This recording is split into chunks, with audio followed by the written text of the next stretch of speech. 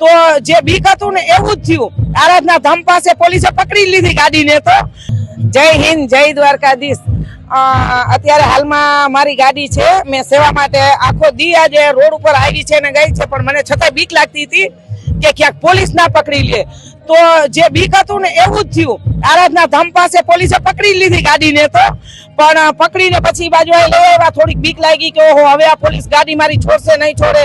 તો એવામાં તો પોલીસે અહીં જ્યારે અંદર લઈ આવ્યા ત્યારે અમને પ્રેમથી જમાડ્યું અને આ બધું એવું સરસ બતાવ્યું કે અને એવો મોટો બધો કેમ્પ ત્યાં બનાવ્યો છે દેવભૂમિ દ્વારકાને કે વાહ સલામ દેવભૂમિ દ્વારકાને કે એટલો બધો મોટો કેમ્પ બનાવ્યો છે અને માણસોને એટલા બધા જમાડે છે અને એટલું સ્વાદિષ્ટ જમવાનું છે। અમે બધી કેમ્પમાં જઈમાં પણ એટલો સ્વાદિષ્ટ જમવાનું છે કે વાહ દોસ્ત હવે તો અમે વારંગ ફેરે આવશું તો અમે દેવભૂમિ દ્વારકા ના જ કેમ્પમાં। હો ભાઈ વાહ સલામ છે આ પોલીસને કે પોલીસ એટલી બધી આપણી સુવિધા કરે છે, પોલીસ એટલું બધું આપણું ખ્યાલ રાખે છે કે જે પગયાત્રા માણસો એનું એટલું અહીંયા વ્યવસ્થા કરી છે કે જે આટલી વ્યવસ્થા પોલીસ ના કરે।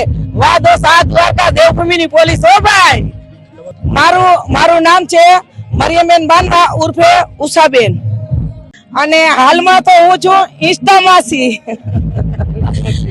હાલમાં મને બધા ઇન્સ્ટા માસી થી ઓળખે છે।